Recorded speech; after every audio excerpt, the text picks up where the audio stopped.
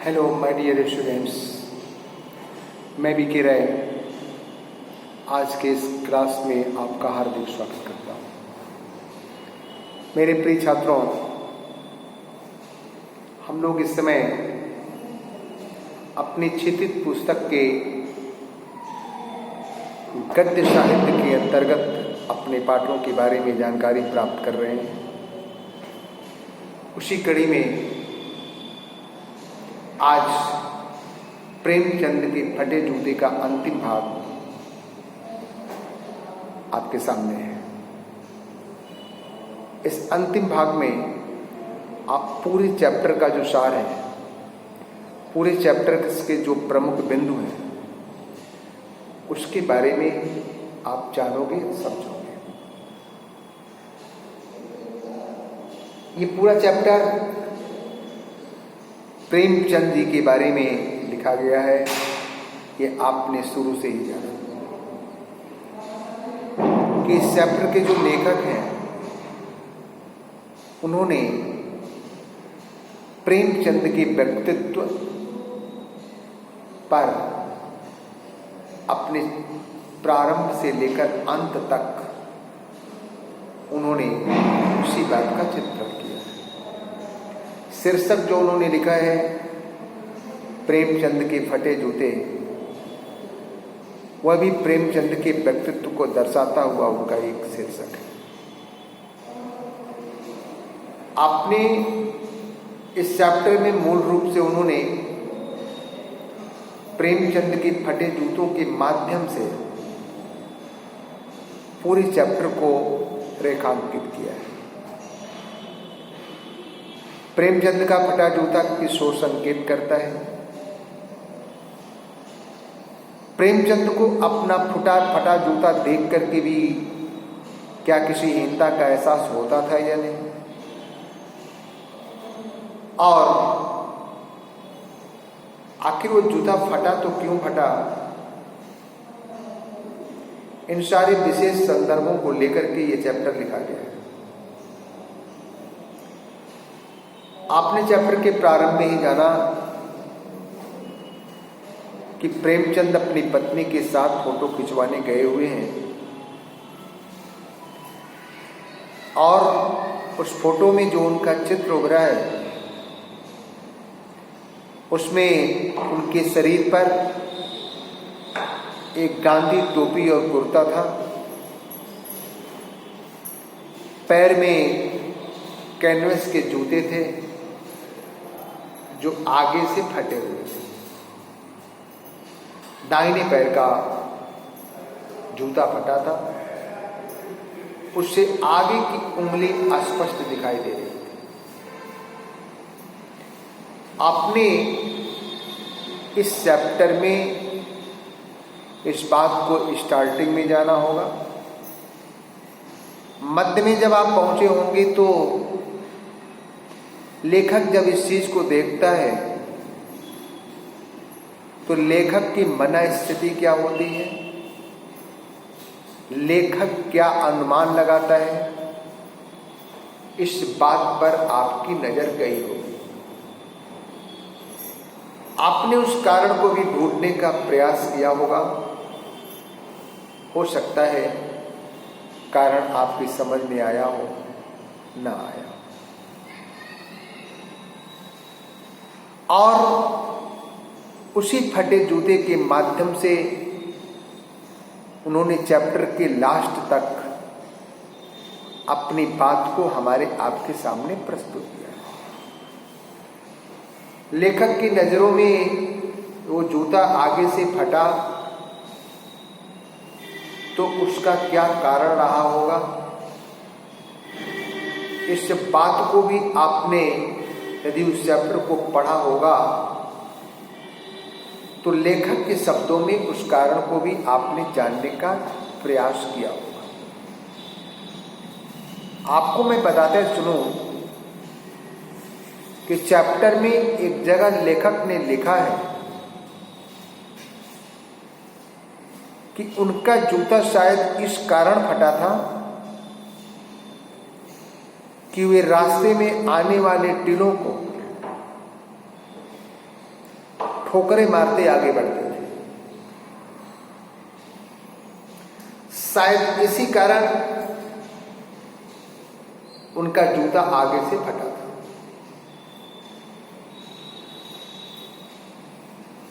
तो इन सारी चीजों को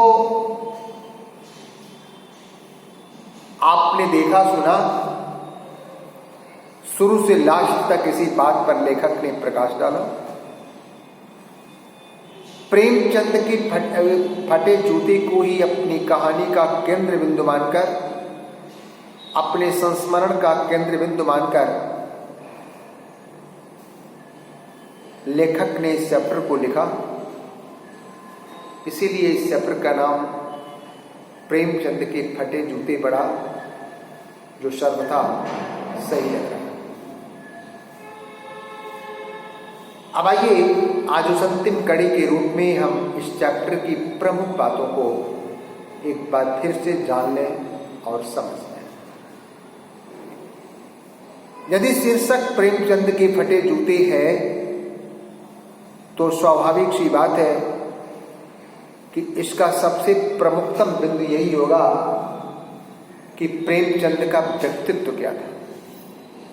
इस चैप्टर के आधार पर आप उस पर प्रकाश डालें। तो इसका जवाब जब आप लिखोगे तो आपका पहला सेंटेंस होना चाहिए कि प्रेमचंद बहुमुखी प्रतिभा के धनी थे। वे बाहरी दिखावा कभी पसंद नहीं करते थे।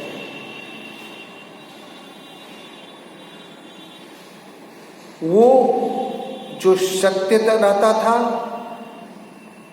उस सत्य को कहने में कभी पीछे नहीं हटते थे। उन्होंने अपनी कमजोरियों को कभी छिपाया नहीं, अपनी कमियों को कभी छिपाया नहीं। समाज के सामने उसे प्रकट करने में उन्हें कोई हिचक नहीं लगती। और सबसे बड़ी बात उनके व्यक्तित्व की, वे एक स्वाभिमानी इंसान थे। कभी भी अपने सम्मान के साथ उन्होंने कभी समझौता नहीं किया। इस चैप्टर के आधार पर यदि प्रमुख बिंदु के बारे में हम जानेंगे तो ये सारी बातें छलकर निकलती हैं।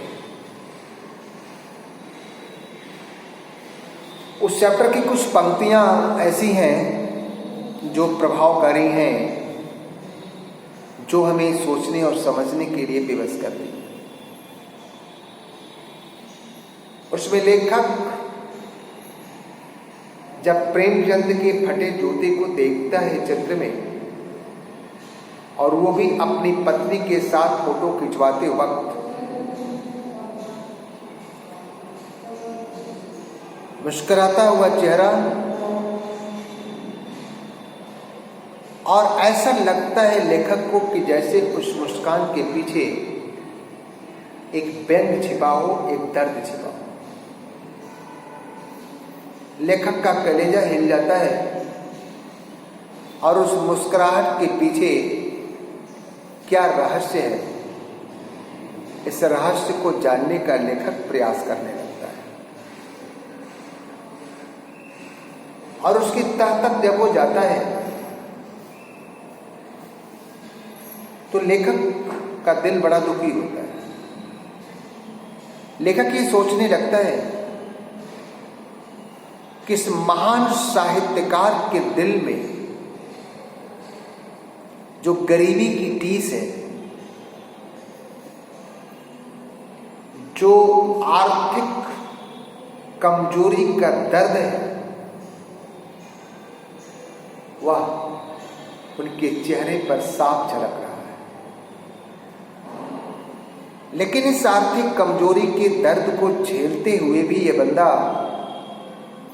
हंस रहा है।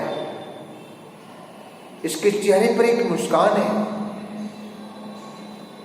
यही सोच लेखक को अंदर से झकझोर देती है। और उसकी मुख से एक दर्द भरी टीस ये निकलती है कि कितना बेदर्द है यह समाज, जो समाज की अपनी लेखनी के माध्यम से सेवा करने वाला, समाज की समस्याओं को अपनी लेखनी के माध्यम से उजागर करने वाले इस महान साहित्यकार की इस प्रकार से उपेक्षा की हुई है। कैसे दुनिया ऐसे महान व्यक्तित्व की कमजोरी को सह पा रही है? ऐसा नहीं होना चाहिए था। लेकिन मैंने आपको ये बतलाया कि लेखक एक स्वाभिमानी इंसान था। ये प्रेमचंद एक स्वाभिमानी इंसान थे। उन्होंने कभी अपने सम्मान से अपने जीवन में समझौता नहीं किया। पूरा जीवन संघर्ष में रहा, गरीबी और अभाव में अपने जीवन को काटते रहे, लेकिन कभी किसी के सामने सर नहीं झुकाया। जबकि आज समाज के शक्तिशाली लोग हमेशा ही समाज के सामान्य लोगों को अपने पैरों तले दबाने का प्रयास करते हैं, पैरों तले दबा कर रखना चाहते हैं, उन्हें कुचल कर रखना चाहते हैं। और इसीलिए कवि ने, लेखक ने पंक्ति दिया कि जूता हमेशा टोपी से कीमती रहा। इस लाइन में लेखक का एक डर है और एक भाव है इसके अंदर। इसका आशय यह हुआ कि जूता शब्द जो होए वो लेखक ने समाज के शक्तिशाली लोगों के लिए प्रयोग किया है, और टोपी को उन्होंने समाज के दबे कुचले लोगों या सामान्य लोगों के लिए प्रयोग किया है। यदि जूता हमेशा टोपी से अधिक कीमती रहा है, इस पंक्ति का आशय लिखने को आपके पेपर में आ जाए या आपको किसी को इसका भाव समझाना हो तो आप उसे समझा सकते हो कि वास्तविकता ये है कि जूता वास्तव में टोपी से अधिक कीमती रहता है। प्राचीन काल से ही जूता टोपी से कीमती रहा है, और आज तो एक एक जूते की कीमत में अनेक टोपियां खरीदी जा सकती हैं। लेकिन इसका मूल आशय यह है कि समाज के शक्तिशाली लोग सामान्य लोगों को हमेशा ही अपने पैरों तले दबा कर रखने का प्रयास करते हैं, उन्हें कुचल कर रखने का प्रयास करते हैं। और ये सामान्य तबके के लोग ऐसे शक्तिशाली लोगों के पैरों में अपनी टोपी को रखना ही उचित समझते हैं। अर्थात आज सम्मान को महत्व नहीं दिया जा रहा है, इज्जत को महत्व नहीं दिया जा रहा, बल्कि आज धन को महत्व दिया जा रहा है। इसका मूल आशय यह है। और एक पंक्ति और आपको झकझोरेगी कि तुम पर्दे का महत्व ही नहीं जानते, हम पर्दे पर कुर्बान हो रहे हैं। प्रेमचंद के फटे जूतों को देखकर लेखक को यह पंक्ति लिखना पड़ा। क्यों लिखा? कि प्रेमचंद के फटे जूतों को देख करके उसे अपने जूते याद आने लगे। लेखक का अपना जो जूता था उसके नीचे का तलवा घिस गया था। जब वो रास्ते में चलते थे तो रास्ते की कंक्रीटें उनके पैरों में धंसती थी। लेकिन आर्थिक अभाव के चलते लेखक भी जूता नहीं खरीद पाता। लेकिन अपनी इस कमियों को उन्होंने समाज के सामने प्रकट नहीं होने दिया। कैसे?